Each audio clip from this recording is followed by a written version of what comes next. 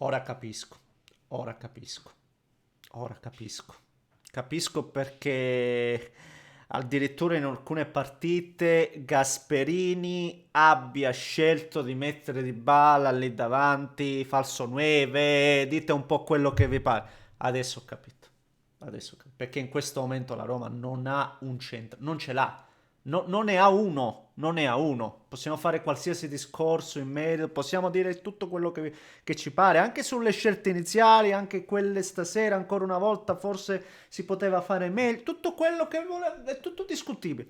Sul fatto che alla Roma in questo momento manchi proprio, ribadisco, il centro, su questo proprio non c'è discussione. Su questo non c'è discussione. Cioè, in due non ne fanno mezzo.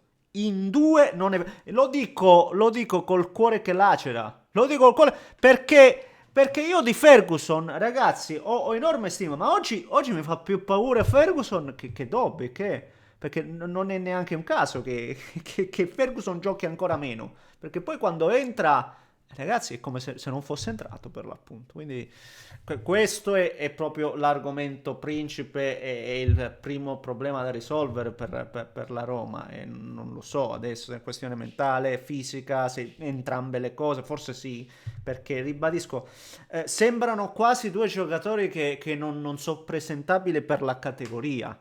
E non mi sento di dire una roba del genere, no? Per un giocatore che comunque è stato il marcatore nella Liga Spagnola e che comunque l'anno scorso, al netto di tutti i discorsi, i gol li ha fatti. E l'altro Ferguson, un talento incredibile che ha avuto delle difficoltà, tutto quello che vi pare, ma ribadisco, vederli in queste condizioni si fa fatica. Chi invece viaggia va anche liscia come l'olio, ha dei cali di attenzione, ma dovuti forse anche un po' come possiamo, alla padronanza di no padronanza, al fatto che si piacciono anche perché Bologna è una squadra che si piace ed è giusto che si piace perché è bella il Bologna, cioè il Bologna anche oggi due gol, ne poteva fare subito tre, poi stacca la spina, ma poi via, di nuovo poteva segnare a valanga. È una squadra che ha soluzioni, ne ha tante ragazzi ed è merito di un lavoro certosino, come piace dire a me. E ovviamente ne parliamo di entrambe le partite, ci sarebbe da discutere anche sulla Fiorentina, ma non sono riuscita, vi dico la verità, ho visto quelle due, della Fiorentina ovviamente ho visto i gol, mi fa piacere che abbia segnato Dzeko, mi fa piacere che abbia trovato il gol anche Goodmanson, che magari perché pure lui, no, è uno di quei giocatori che ci si aspetta di più e magari sblocchi un po' anche la viola stessa. Ne parliamo. Vi invito a lasciare il like per solleticare come al solito l'algoritmo. Iscrivetevi per seguire i prossimi contenuti. Trovate in descrizione tutti i vari profili. Vi ringrazio. Ci siamo ovunque: Telegram, TikTok, Instagram, cioè tutte di più. Vi ringrazio per il numeroso apporto, supporto, un po' di tutto. Grazie. Allora, la Roma. Parlato dei centravanti e ci possiamo anche ritornare.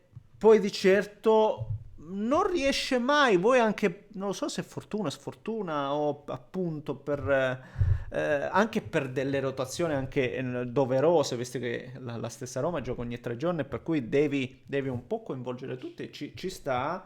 Non è stata felice questa sera, per esempio, la scelta di Ziolkowski, che aveva fatto vedere delle belle cose ed era giusto dargli anche continuità per quanto mi riguarda, ma ha trovato un osso duro il ragazzo che poi ha segnato, Pierre Adu se non sbaglio, mamma mia, una forza incredibile, e poi ha messo in difficoltà anche Selic per la verità che è stato ammonito, però cioè Selic vi fa capire come la Roma con dietro Selic, Mancini e Ndicà sia una squadra molto più rodata e adesso una difesa quasi imprescindibile in quel trio là. È ovvio che cambiando qualcosa per forza di cosa perdi, però anche un po' sfortunata, ribadisco, perché poi due tiri, due gol, cioè il primo che è evitabilissimo, ribadisco, perché perdi il duello e devi fare meglio lì, il secondo è un grande tiro e se segni in quel modo in porta c'è Svilar, uno fa tanto, tanto di cappello, non è che lì puoi andare a dire l'errore perché uno doveva scalare, sì, magari sì, anche sì,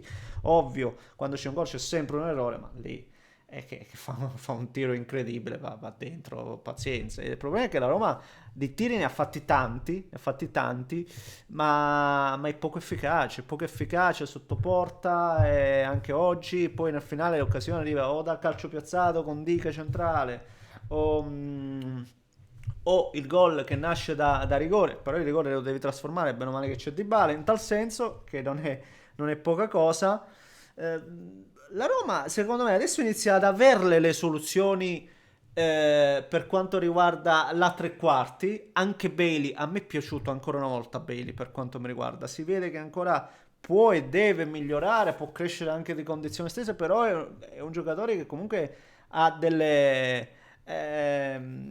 ha delle giocate, no? Fa quella conclusione lì che va radente al palo, un paio di situazioni dove magari sbaglia anche il passaggio, però nell'idea c'è il ragazzo e secondo me dare una mano per quanto mi riguarda.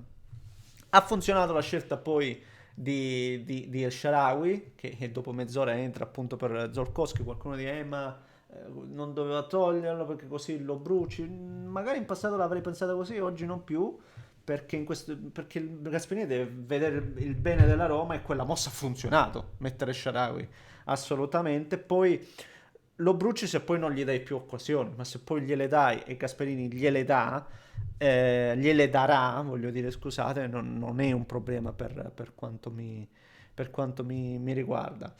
Ribadisco, possiamo fare tutti i discorsi che vogliamo, ma in questo momento lì davanti a due punteri che sono impresentabili. Dobbik al netto della prima situazione dove aveva anche lavorato bene, non c'è stato un duello vinto, tiro centrale, stop, non l'abbiamo più visto. Ferguson mai praticamente entrato in campo, i fischi se li beccati praticamente unicamente soltanto Dobbik, ma io li dividerei onestamente perché entrambi devono fare meglio, entrambi devono accelerare, ragazzi miei, perché poi perdi punti importanti, perché la Roma adesso dopo la sconfitta con il Lille, anche quest'altra sconfitta in casa, fortunatamente ha vinto col Nizza fuori, ed già sono 3 punti importanti, però di sto passo io credo che nelle prime 8 diventa difficile, poi non mi ricordo neanche il calendario, quindi la fattibilità o meno, onestamente. Però la Roma è una di quelle squadre che onestamente io mi aspettavo che nelle prime 8 ci finisse e ci finisca, lo dico ancora adesso, quindi c'è indubbiamente da lavorare. Chi ha quota 4, mi pare, è il Bologna. Bene, bene il Bologna che è sempre più in crescita per quanto mi riguarda e che affronterà adesso nella prossima la Fiorentina. Bella partita, me l'aspetto una bella gara. Il Bologna è nettamente avanti, sta bene. Il Bologna, ribadisco, dopo mezz'ora era padrona del campo. Bello il primo gol, vedi l'aggressione di Freuler come al solito, no, sul pezzo.